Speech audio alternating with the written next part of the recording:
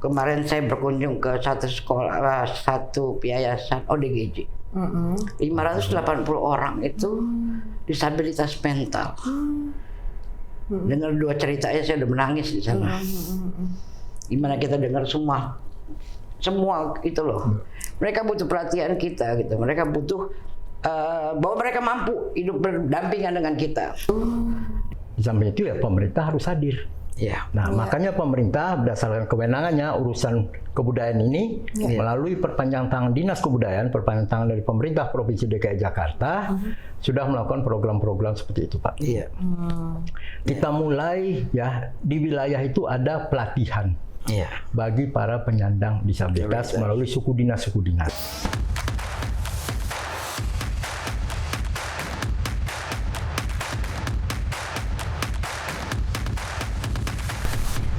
Warga Jakarta dan seluruh penikmat budaya Nusantara, saya senang sekali bisa berjumpa dalam podcast budaya dari Dinas Kebudayaan Provinsi DKI Jakarta.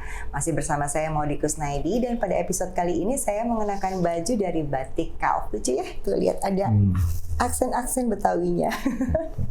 Oke, kita seperti biasa akan ngobrol mengenai seni dan bagaimana seni ini bisa membuka ruang, bukan hanya ruang ekspresi, tapi juga ruang penerimaan, keberanian, dan bahkan juga healing atau penyembuhan. Nah, kali ini kita akan ngobrol dengan sahabat, bukan sahabat, kakak ipar yang udah lama bekerja sama dan senang bisa ngobrol karena dia tidak patah semangat dan terus berkarya. Ada Mbak Suti Karno. Halo Mbak Uti. Dan Mbak Uti juga didampingi oleh Pak Puspla, Kepala Bidang Pembinaan Dinas Kebudayaan Provinsi DKI Jakarta. Terima kasih Pak Puspla. Kita ngobrol-ngobrol. Saya jangan diibu-ibuin Pak Puspla. Mau di aja ya. Mau aja. Oke Pak Puspla, saya ngobrol dulu sama Mbak Uti nih. Silakan. Mbak Uti kan kita tahu nih sejarahnya Mbak Uti berkarya dari zaman masih cilik ya Mbak, sampai sekarang, dan kemudian ada perubahan fisik yang kita juga nggak pernah tahu ternyata terjadi. Dan itu tidak mematahkan semangatnya Mbak Uti untuk terus berkarya. Iya dong. Gitu. Tuh gimana ceritanya supaya tetap bisa, apakah perlu medium lain, apakah perlu aktivitas lain, gimana Mbak Uti? Enggak juga. Saya rasa Maudy tahu kan sejarahnya. Mbak Uti sakit lama kan. Benar. Kalau Maudy masih ingat nggak waktu kita syuting bareng soalnya waktu itu? Syuting bareng sebelum aku operasi kan. Pas selesai syuting, aku adegan ngomong terakhir. Sama kamu kan, aduh kaki Mbak Uti sakit nih, mohon pengen ganti. Ingat nggak Mbak Uti ngomong gitu kan?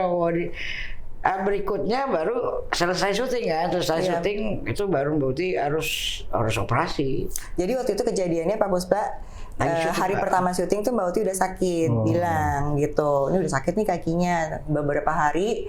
Ada 2 mingguan ya Mbak? Iya, kita syuting di luar kota kebetulan, jadi nggak sempat ke dokter. Akhir syuting itu Mbak Uti udah nggak bisa lagi. Udah berat sekali, dan dari lokasi syuting kita udah dada-dada, Mbak Uti langsung ke rumah sakit, langsung dioperasi waktu itu. Kayak gitu, tapi alhamdulillah sih nggak matain semangat aku ya, muat dalam arti kata hidup itu kan pilihan. Ketika muda kita memilih bahwa kita tidak hidup sehat, konsumsi minuman juga tidak sehat. Ketika ini harus terjadi, ya kenapa harus sesalin kalau aku pribadi kan. Jadi ya malah amputasi ini pun pilihan aku. Malah aku yang bilang sama dokter, lebih baik amputasi di dok daripada itu merembet. Karena kan 2 minggu saya di rumah sakit itu merembet lagi ke jari yang lain. Jadi 3 jari aku udah keburu diamputasi duluan. Saya bilang sama dokter, lebih baik kayaknya diamputasi dok daripada merembet terus ke atas gitu. Jadi itu pilihan aku dan nggak ada yang bikin aku menyesali, nggak ada. Jadi Mbak Uti emang mengambil keputusan secara sadar dan akan menerima dengan semua konsekuensi dan tanggung jawab ke depannya. Terus Mbak Uti kan sudah menjadi public figure dari zaman dulu nih Mbak Uti. Bahkan dari sebelum aku muncul nih udah Mbak Uti duluan yang nemenin aku di lokasi syuting. Mbak Uti ngerasa nggak sih Mbak bahwa ada pandangan-pandangan orang terhadap Mbak Uti sekarang berubah gitu? Saya nggak memikirkannya. Yang penting saya tetap berkarya, dalam arti kata mungkin sekarang sepak terjang saya udah mengkhususkan untuk melibatkan teman-teman saya atau adik-adik saya, rekan-rekan saya yang juga penyandang disabilitas. Jadi aku kebetulan didampingi teman-teman saya, beberapa orang teman yang non disabilitas. Kami membentuk sebuah yayasan namanya YASDI, Yayasan Solidaritas Difabel Indonesia. Dan kita memberikan pentas bagi anak-anak disabilitas. Jadi aku bikin mereka panggung supaya mereka bisa tampil, supaya mereka bisa dilihatlah sama masyarakat banyak bahwa mereka mampu seperti anak-anak non disabilitas. Mereka pandai menyanyi, pandai menari, fashion show, hardro, segala macam gitu loh, Mot. Malah kemarin kami YASDI mengadakan sunatan massal bersama para disabilitas gitu. Banyak ya acaranya Mbak? Alhamdulillah baru Kegiatannya dari Januari 2025 sampai sekarang bulan. udah ada ya, 2 kegiatan besar. 3 kegiatan udah kita lakukan. Pertama kita bikin ngabuburit, terus kita bikin sunatan massal. Kemarin Semarak Kota Jakarta ulang tahun kita juga melakukan. Kenapa Mbak Uti bikin ini? Kenapa? Karena memang basically-nya kan memang saya dulu IO. Saya dari tahun 95 memang IO.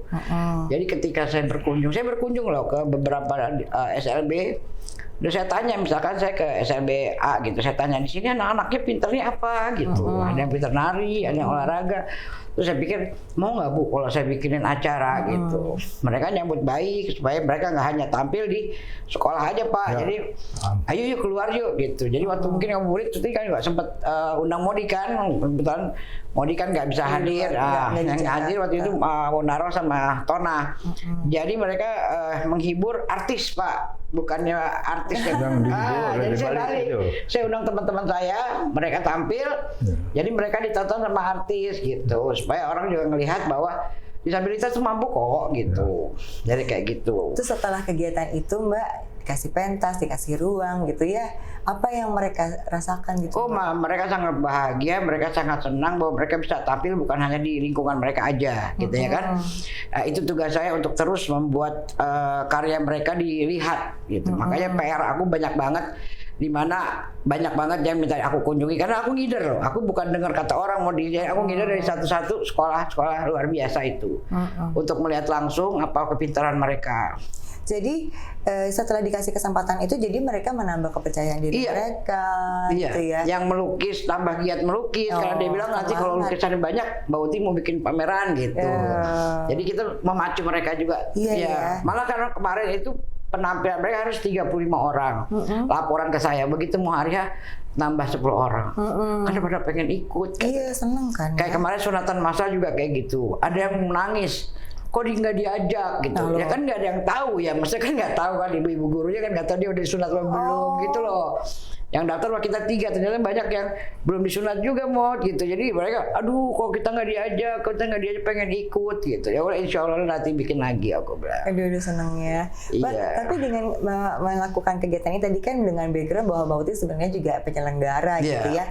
Mbak Uti kerjasama dengan ada tokoh-tokoh lain. Kebetulan kami kalau untuk sunatan massal saya kerja sama YPAC Jakarta. Kenapa saya bekerja sama dengan YPAC Jakarta? Karena saya rasa dia lebih lama, lebih paham dan lebih banyak link ya untuk itu ya kan. Kan emang kita terbantu sekali karena memang YPAC Jakarta itu kan punya fasilitas kayak klinik, jadi tempat. Kan saya tahu nih anak-anak kebutuhan khusus itu kan nggak bisa terlalu panas, takut mereka tantrum ya kan. Pasti kita harus memfasilitasi ruangan yang baik buat mereka, dan sebelum mereka disunat kita hibur dulu dengan gambang kromong, dengan nyanyian, dengan tarian supaya mereka nggak tegang untuk melakukan sunat gitu. Selebihnya kemarin untuk Semarak Jakarta kita kerjasama dengan Pak Wali Kota Jakarta Pusat. Jadi kami dari YASDI yang mendatangkan disabilitasnya, tapi acara itu semua dari Wali Kota Jakarta Pusat yang ngadain dalam ulang tahun Jakarta kemarin. Jadi memang perlu bekerja sama dengan beberapa ya. Iya, ada yang kita kerjain sendiri, ada juga yang kerja sama dengan yang lain gitu. Nah terus Mbak, selain tadi memberikan semangat kepada mereka untuk terus berkarya, berproduksi, berarti kan Mbak Uti juga harus bisa terus menjalankan ini gitu loh kegiatannya. Jadi nggak cuma sekali 2 kali. Oh iya, makanya saya juga sebetulnya bukan cuma mengadakan acara yang mau cita-cita. Keinginan aku adalah ingin memberikan wadah bagi mereka untuk pelatihan kerja. Makanya saya juga ada bekerja sama dengan PPKD Jakarta untuk pelatihan anak disabilitas tentang barista, tentang desain manajemen gitu, berbagai bidang gitu. Makanya mereka bisa bekerja. Saya dukung lah gitu untuk memberikan peluang disabilitas untuk mencapai hal yang sama, ya kan? Makanya tadi saya juga bicara sama Kepala Dinas Tenaga Kerja, Pak jangan cuma dilatih, tapi berikanlah mereka kesempatan kerja di perusahaan-perusahaan itu yang memang harus emang udah ada aturannya, cuman kayaknya realisasinya agak kurang ya Pak. Maksudnya kantor-kantor itu menerima para disabilitas karena mereka kan sama gitu loh, Mod. Iya, berarti penyalurannya juga memang harus gitu ada ya. Jadi tidak hanya untuk memberikan fasilitas pelatihannya aja gitu. Oke, nah setelah Mbak Uti masuk nih memang masih bilanglah baru lah ya Mbak ya. Iya. Tapi dengan beberapa kegiatan ini Mbak Uti masih melihat nggak sih, oh mas ternyata kita tuh masih perlu satu dukungan-dukungan lain seperti ini tadi. Ya udah dikasih pelatihan tapi tolong dibuka di jalur untuk bisa dipenyalurkan. Ada hal lain ya, nggak Mbak? banyak sebetulnya. Jadi banyak hal-hal yang diadukan kepada saya sebetulnya. Masalah tenaga pengajar juga, mereka kekurangan tenaga pengajar. Banyak SLB yang punten saya juga udah berkunjung ke SMA negeri ya Pak ya, SMA negeri 11 ya kalau nggak salah di daerah Tebet itu sekolahannya sangat bagus, sekolahannya bagus, ruangannya banyak, fasilitasnya juga bagus, tapi mereka kekurangan guru, Modi. Oh, ini maksudnya guru yang pengajar, karena kan bukan pengajar khusus khusus disabilitas. Okay. Mereka kekurangan guru sampai mereka istilahnya nggak bisa menerima banyak murid. Jadi kalau dikatakan anak disabilitas itu nggak bisa kita bicara anak-anak, karena tingkat pemikiran mereka kan jauh kan. Jadi kita nggak bisa bilang umur 20 itu bukan anak-anak, karena mungkin umur 20 kepintarannya masih bawah, masih di anak-anak. Jadi kita tidak membatasi anak-anak, kita mengatakan para disabilitas, karena mereka umur 30, umur 50 juga daya pikirnya kadang-kadang masih yang anak-anak. Kekurangan guru itu hampir di semua SLB yang kita kunjungi itu kekurangan guru. Jadi mungkin kita bisa menyentil pemerintah di dinas pendidikan supaya menyediakan guru buat para sekolah SLB. Ya, tapi artinya juga mungkin mesti juga perlu ada kayak penyemangat gitu untuk mereka bisa menjadi tenaga pengajar gitu loh. Iya, memang saat ini kan dengan situasi mendingan jadi YouTuber, mendingan jadi selebgram, itulah. Gitu memang kan nggak panggilan jiwa. Nggak mudah juga mau untuk jadi guru SLB itu, karena butuh kesabaran yang luar biasa gitu kan. Dari hati. Butuh keprihatinan yang luar biasa. Mungkin gini loh, harus kita ingatkan bahwa semua yang nontonnya semua pasti bisa menjadi seorang disabilitas. Kita nggak pernah tahu Mbak Uti umur 56 tahun tiba-tiba harus amputasi. Kita nggak tahu, semenit keluar dari ruangan ini kita nggak pernah tahu. Musibah ya kan, malapetaka kita nggak tahu. Tiba-tiba stroke jadi disabilitas, ya kan, tiba-tiba hilang penglihatan jadi disabilitas. Kita nggak pernah tahu kan, makanya bukan berarti saya punten. Malah Mbak Uti sekarang merasa bersyukur dengan kondisi aku sekarang, karena aku bisa menoleh, aku bisa melihat mereka Pak. Kalau saya tidak diamputasi, saya nggak pernah melihat mereka. Kemarin saya berkunjung ke satu sekolah, satu yayasan ODGJ, 580 orang itu disabilitas mental. Dengar 2 ceritanya saya udah menangis di sana. Gimana kita dengar semua itu loh. Mereka butuh perhatian kita gitu. Mereka butuh bahwa mereka mampu hidup berdampingan dengan kita.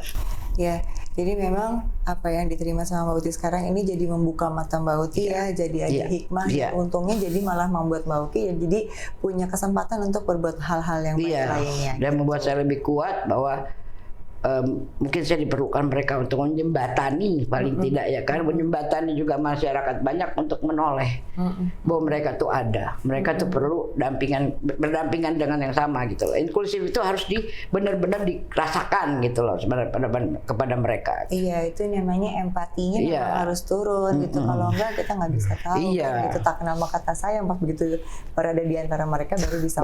Kalau kita lihat 1-2 anak paling kita cuma kasihan, coba datang ke sekolahan lihat ratusan anak yang hal yang sama gitu loh. Itu luar biasa sekali gitu. Benar-benar.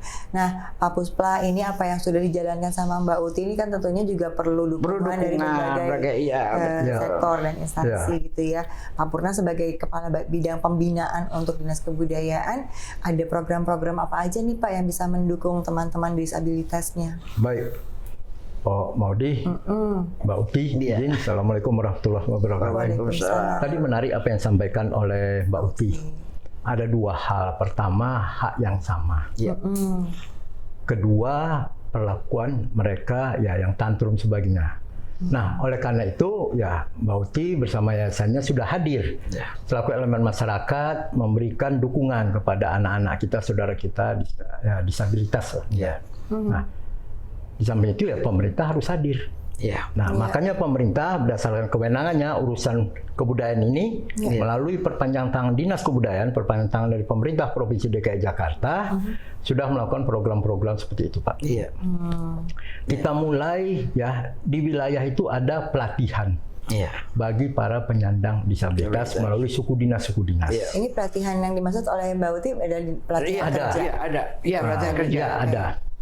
Dan kita di sana sudah bekerja sama dengan kalau tadi di Pemda itu ada dinas sosial dan dinas pendidikan. Karena kita ambil mereka dari sekolah-sekolah tadi, SLB sampaikan Mbak Uti. Satu lagi dari panti sosial. Nah, untuk di tingkat provinsi itu kita lakukan yaitu festival. Dari tahun 2024, Festival Seni Budaya bagi Penyandang Disabilitas yang pelaksananya tahun 2024 kita lakukan awal bulan Agustus 2024 di Gedung Kesenian Jakarta. Kenapa kita lakukan di Gedung Kesenian Jakarta? Fasilitasnya bagus, termasuk yang tadi disampaikan oleh Mbak Uti untuk menghindari salah satunya mereka tampil. Jadi suasana AC dan sebagainya. Ruang kita betul dan kenyamanan dan lain sebagainya. Kita berharap tidak hanya sekolah itu, nanti Mbak Uti dan yayasannya bisa ikut kolaborasi kita di samping elemen atau komunitas disabilitas lainnya. Karena memang betul Mbak Uti, mereka sangat senang sekali. Pertama tempat orang tuanya juga hadir dan sebagainya. Di sana kita mengadakan ada 3 kegiatan tahun lalu itu. Ada lomba menyanyi, kemudian ada menggambar dan tarian. Malah kita tampilkan pada waktu itu pengisi acaranya dari disabilitas juga tunanetra. Nyanyi menarikan tari Aceh. Satu Jaroh itu Saman itu. Jadi festival ini dibuka untuk sekolah luar biasa dan juga komunitas atau bagaimana nih? Iya. Jadi untuk sekolah luar biasa, kemudian dari dinas sosial itu ada bisa nanti dari panti dan lain seperti itu. Jadi tidak kita lakukan berjenjang, maksudnya di tingkat provinsi langsung ini. Karena di tingkat wilayah tadi sudah saya bilang sudah kita adakan pelatihan-pelatihan seperti kriya dan lain sebagainya untuk mereka. Ya ini berbeda dengan festival teater ya Pak ya, kan misalnya kan ada per wilayah. Kalau ini jadi memang di tingkat provinsi langsung. Langsung. Ya, Pak, ya? Tapi tujuannya adalah apa? Memberikan kegembiraan kepada mereka, memberikan yang tadi bilang Mbak Suti, memberikan kesempatan yang pentas semua ada, kita lihat. Jadi karena ini merupakan salah satu program Bapak Wilgono, program prioritas daerah. Jadi itulah kita bikin dan alhamdulillah berkebetulan dilaksanakan oleh Dinas Kebudayaan Provinsi DKI Jakarta. Nah, Pak, selain untuk program festival disabilitas, apakah akan ada juga program lainnya yang misalnya membantu mendampingi atau apa ya Pak, memberikan kesempatan kepada para disabilitas ini datang ke ruang-ruang seni. Jadi misalnya gitu ya kan, kita misalnya ada pertunjukan teater atau ada ruang pameran lukisan atau apakah sudah ada gitu, kayak tadi Mbak Uti kan sempat bilang ada yang pintar menggambar, apakah nanti akan dikasih kesempatan untuk berpameran gitu, exhibition gitu misalnya atau apa gitu? Itu sudah ada rencana kita. Bahkan Mbak Uti sama Mpok Maudi ada pernah kegiatan teater, penutupan acara teater. Saya tampilkan penarinya adalah dari anak-anak kita disabilitas dan sungguh memukau bagi para penonton yang hadir. Ke depan dengan ada program-program penggunaan ruang publik dan sebagainya, nanti para peserta ini kita kan sudah ada datanya kita akan kita aktifkan. Itu nanti ada proses akurasinya dulu nggak sih Pak? Atau semua aja boleh ditampilkan atau memang ada Ya itu nanti teknis pelaksanaan, Mbak. Lihat banyak dan sebagainya. Tapi kita lebih agak simple untuk pelaksanaan. Supaya apa? Tujuan tadi gembira dan memberi kesempatan kepada mereka. Soalnya kan kalau memang teman-teman disabilitas pasti kan juga memerlukan mungkin akses-akses tertentu, misalnya jalan atau juga ada harus apa sih kemarin madaramnya ada. Kemarin juga waktu kita tampil di lapangan Banteng ya, aku survei dan aku laporan kepada wali kota bahwa Pak tolong dibikinin ramnya, karena anak disabilitas itu kan ada yang menggunakan kursi roda untuk ke kamar mandi ya, toiletnya juga. Jadi itu mungkin tugas saya untuk sekedar mengingatkan. Kadang gini juga Pak, punten maaf. Kadang ada juga toilet disabilitas tapi kegunaannya bukan untuk disabilitas gitu. Mereka mungkin kurang pasang besinya untuk pegangan gitu. Itu ya ibaratnya aku sidak lah dalam arti kata. Karena kan saya kan menggunakan kursi roda, saya memakai. Kadang-kadang ada yang rame tuh kecuraman atau dia pakai lantai yang licin. Nah itu kan masalah buat kami gitu loh. Jadi hal kayak gitu saya kemarin waktu di lapangan Banteng saya suruh bikin itu ram buat jalanan kursi roda. Ya karena mungkin Mbak Uti kan bisa mewakili sebagai sebagai penggunanya betul, gitu, iya. apa aja yang kurang. Jadi itu yang tadi saya maksud Pak. Jadi kalau misalnya kita bikin sebuah kegiatan, pasti kan juga harus disesuaikan kebutuhan aktivitasnya mereka Baik. gitu ya Pak ya. Ya, jadi sedikit saya tambahkan, memang itu kegiatan di bawah koordinasi Dinas Kebudayaan ini, Mbak Uti, itu kan ada beberapa gedung. Iya. Dan memang sudah kita buat untuk seramah disabilitas. Termasuk sebagai contoh di tingkat kota itu ada pusat pelatihan seni budaya, itu ada RAM-nya tuh, ini toiletnya ada. Apalagi seperti gedung-gedung pelaksanaan, seperti gedung di Kesenian Jakarta itu. Jadi pada waktu tahun lalu itu ya kita cek semua toilet dan ini sebagai RAM supaya apa? Memberikan kenyamanan kepada mereka. Kemudian kita juga koordinasi terkait memang satu untuk ini adalah pengangkutan. Kita koordinasi dengan rekan-rekan dari instansi terkait, Dinas Perhubungan menyiapkan bus sekolahnya untuk bisa membantu mereka hadir ke lokasi. Istilahnya itu. Jadi connecting, komunikasi itu memang betul-betul kita lakukan secara efektif. Demikian. Iya. Kalau dari Bapak, apakah bisa juga bekerja sama dengan unit lain Pak? Maksudnya di ruang-ruang terbuka gitu, misalnya kan let's say misalnya tempat pariwisata, rekreasi gitu-gitu Pak, apakah juga berkoordinasi untuk memberikan akses kepada teman-teman disabilitas? Seperti kan nanti ada program, Pak, program untuk pemanfaatan ruang publik. Itu kan ada taman, gelanggang olahraga, itu sudah kita susun nanti. Ya pasti kita mengaktifkan termasuk adalah anak-anak kita pelaku seni dari disabilitas. Baik, tentu nggak mudah sih Pak, tapi sebenarnya tantangannya apa aja sih Pak? Apakah ada hambatan dalam rangka secara proses administratifnya, apa harus ditinjau, gimana sih Pak? Ada kesulitan-kesulitan apa nih untuk dalam memberikan kemudahan buat mereka? Kesulitan tidak ada, cuman kita memang harus lebih teliti, perlu kehati-hatian. Karena kalau mendatangkan mereka, seperti tahun lalu saya festival beduk itu. Festival beduk di Balai Kota, itu kita lakukan pengisi acaranya adalah anak-anak dari Jakarta Utara, sekolah luar biasa. Kita lakukan terus penjemputan kita jagain hanya itu aja. Kemudian tempatnya di mana, kemudian kita lihat, ya istilahnya kan tidak mungkin mereka bisa, mau minta makan ini kan pastikan kita perhatian. Itu aja paling sebenarnya. Karena kita melihat tadi sampaikan oleh Mbak Uti, di wilayah itu kadang mereka tempat latihan kan di sekolah dan sebagainya. Makanya kita kasih panggung atau kesempatan kepada mereka. Kalaupun ada lomba, lomba lebih bersifat untuk kegembiraan kepada mereka. Nanti insya Allah saya akan bikin lomba besar. Disabilitas. Ya Pak, dibantu Dinas Kebudayaan. Siap. Itu udah tugas kita Bu. Siap. Betul. Kan jadi harus memang bekerja bersinergi ya Pak. Masyarakat, komunitas juga. Baik, selain festival nih Pak dan semua usaha-usaha dalam memberikan kemudahan akses untuk para teman-teman disabilitas, sarana juga, ada apalagi Pak yang kedepannya, maksudnya lebih kepada aktivitas sehari-hari tadi kayak Mbak Uti bilang gitu. Kalau ini kan festival kayak semacam sebuah event gitu Pak ya. Nah yang untuk yang sehari-harinya gitu loh Pak, ada nggak tuh kayak rutin? Kita kan nanti rutin kan ada sebagaimana Pak Maudi, Mbak Uti tahu kan ada kita dukungan dan sebagainya. Tentu saja itu nanti kita aktifkan mereka kan pada acara-acara. Kita berharap acara-acara pemerintah mereka juga bisa hadir. Atau ada permohonan masyarakat yang disampaikan, yang meminta mohon pendukungan, bisa kita tampilkan. Contohnya kami sudah melakukan seperti yang tadi disampaikan pada waktu festival teater, Lebaran teater, kita tampilkan. Wah, sangat bagus. Iya. Berarti emang sudah mulai dibuka ya Pak ya kesempatan. Itu kesempatan lepas itu. Baik, Mbak Uti ada harapan apa lagi nih untuk kedepannya? Harapan saya, semoga saya bisa berbuat lebih banyak, diberikan waktu lebih banyak untuk bisa bermanfaat lebih banyak lagi buat teman-teman saudara saya yang sama disabel. juga bisa membuka mata hati banyak orang untuk lebih aware terhadap mereka. Juga mungkin kalau memang punya kesempatan ya saya juga pengen punya sendiri untuk ruang singgah buat mereka gitu loh, untuk kita latih, untuk kita salurkan, bukan cuma melatih ya, kita betul latih, kita salurkan, karena jangan sampai juga mereka hanya menjadikan tameng. Punten bukan mau memojokkan sebuah tempat, tapi saya melihat disabilitas itu jangan dijadikan buat dagang.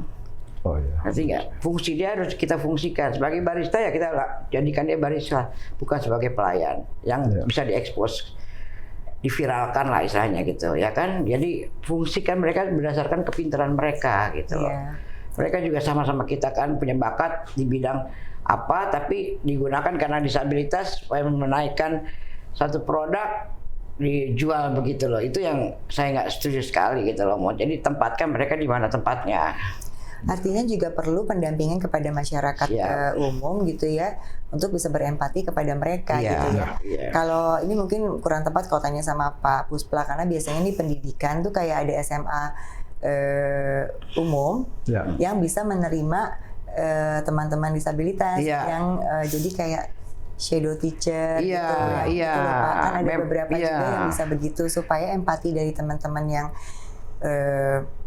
umum bisa membantu teman yang disabilitas itu Pak. Memang sekolah inklusif kan sekarang ada, cuman kan mungkin bagi yang mampu. Karena kan shadow teacher itu biasanya biaya sendiri kan, bukan biaya pendampingan gitu. Nah itu juga yang ingin saya jembatani juga, kayak kemarin saya datang ke sebuah sekolah di JP 2 itu di Jakarta Pusat 2 itu tidak ada SMA-nya untuk disabilitas. Jadi mereka harus ke JP 1 untuk dapat masuk SMA. Sementara kan JP2 itu Cempaka Putih ke Tanah Abang kan lumayan jauh, apalagi anak-anak disabilitas itu naik kendaraan umum kan juga susah Pak gitu lah. Itu makanya dibilang Mbak, bilangin dong katanya bikinin kita sekolah SMA SLB di Jakarta Pusat 2 gitu, di dekat daerah Cempaka Putih situ, supaya mereka nggak terlalu jauh. Dan juga itu tadi guru mod, kalau memang gurunya kurang mereka nggak bisa terima siswa lebih banyak. Nah gimana nih Pak Puspa? Jadi tadi kan Pak Puspa udah menjelaskan mengenai pembinaan atau kepada teman-teman disabilitas. Tapi ternyata kalau dari ceritanya Mbak Uti, berarti yang perlu dibina juga adalah guru, orang-orang yang mau jadi guru. Betul. Teman-teman dari yang umum atau penyedia lapangan kerjanya sendiri gitu misalnya, itu kan berarti mereka juga harus dibina bagaimana mereka bisa beraktivitas dan memberikan kesempatan kepada teman-teman disabilitas gitu. Apakah ada nggak Pak mulai dari situ untuk mengajak masyarakat umum atau teman-teman ya mungkin dari generasi muda gitu ya untuk bisa mulai bergabung gitu, ada nggak sih Pak program itu? Sebetulnya baru tahun depan kita sebutnya itu kegiatan semacam gerakan seniman masuk sekolah. Nah nanti mungkin bisa untuk menutupi terutama sekolah luar biasa tuh kita serahkan ke wilayah-wilayah nanti ya dengan adanya pembicaraan ini ya tentu saja yang sekolah luar biasa itu menjadi prioritas juga bagi kita untuk dimasukkan guru. Paling tidak mereka ini kan pelaku seni ya, bukan guru umum ya, pelaku seni yang berada di bawah dinas kebudayaan. Kita berikan mereka untuk apa? Memberikan edukasi kepada anak-anak kita yang disabilitas itu. Jadi misal kok di situ kurang guru seni atau apa, dia bisa memberikan pengajaran walaupun dengan jangka waktu yang terbatas. Ya karena mata pelajaran yang umum kan mungkin mereka nggak bisa terima. Tapi kalau misalkan dilatih bidang kesenian, mereka lebih seperti itu bisa terima gitu. Maksud saya lebih kepada kolaborasi itu loh Mbak Uti. Jadi misalnya tadi kan Bapak bilang ada tunanetra, penari, tari saman, tapi mereka berkolaborasi dengan para penari yang kayak aku nih angklung ada kolaborasi sama yang jadi kita begitu.